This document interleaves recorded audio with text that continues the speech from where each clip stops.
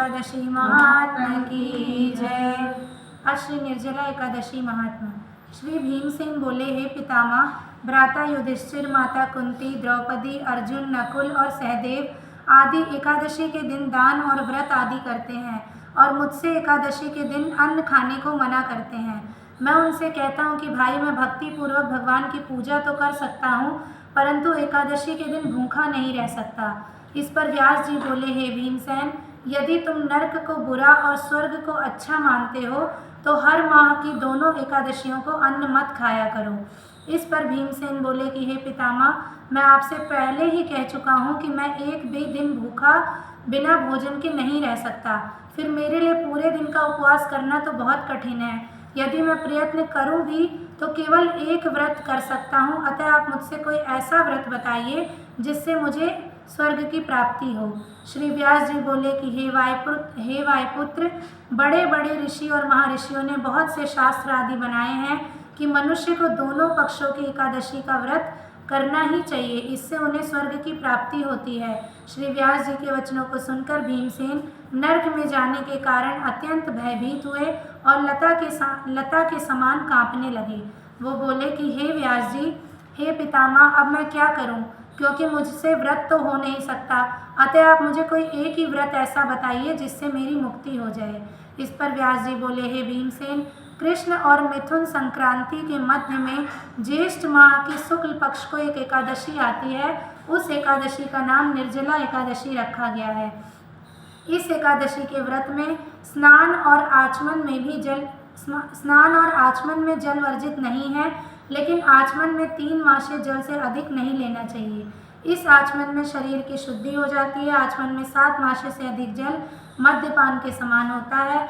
इस दिन भोजन करने से व्रत नष्ट हो जाता है। यदि सूर्योदय से सूर्यास्त तक मनुष्य जलपान ना करे तो उसे 12 एकादशियों का फल मिल जाता है। द्वादशी के दिन सूर्योदय से पहले ही उठना चाहिए और स्नान करके ब्राह्मणों को यथा योग्य दान दें। इसके पश्चात भूखे ब्राह्मणों को भोजन कराएं, तत्पश्चात स्वयं भोजन करें। इसका फल संपूर्ण 24 एकादशियों के फल के बराबर है। हे भीमसेन, स्वयं भगवान ने मुझसे कहा था कि इस एकादशी का पुण्य समस्त तीर्थों और दानों के पुण्य के बराबर है। एक दिन निर्जल रहने से मनुष्य अपने सारे पापों से मुक्त हो जाता है। जो मनुष्य निर्जला एकादशी का व्रत करते हैं उनको मृत्यु के समान भयानक यमदूत कभी नहीं दिखते।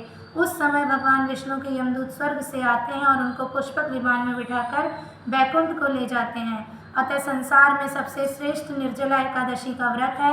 अतः यत्न पूर्वक इस एकादशी का निर्जल व्रत अवश्य करना चाहिए। उस दिन ओम नमो भगवते वासुदेवाय मंत्र का उच्चारण करें। व्यास देव जी के ऐसे वचनों को सुनकर भीमसेन जी ने निर्जल व्रत किया। इस एकादशी को इसीलिए भीमसेनी या पांडवा एकादशी भी कहते हैं। निर्जल व्रत करने से पहले भगवान की पूजा करें और उनसे प्रार्थना करें, उनसे विनय करें कि मैं अब दूसरे दिन ही अन्न जल ग्रहण करूंगा। हे प्रभु, मुझे शक्ति दीजिए, मैं इस व्रत को श्रद्धापूर्वक करूंगा, इससे मेरे सारे पाप नष्ट हो जाएं। इस दिन एक बड़े वस्त्र से ढककर स्वर्ण सहित एक घड़ा दान अवश्य करना चाहिए। जो मनुष्य इस व्रत को 2 प्रहर में स्नान तप आदि करके रहते हैं उनको करोड़ों फल स्वर्ण के दान का फल मिलता है। जो मनुष्य इस दिन यज्ञ होम आदि करते हैं उसका फल वर्णन भी नहीं हो सकता।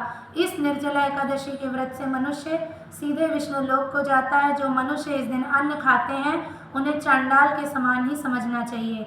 वो अंत में नरक में ही जाएंगे।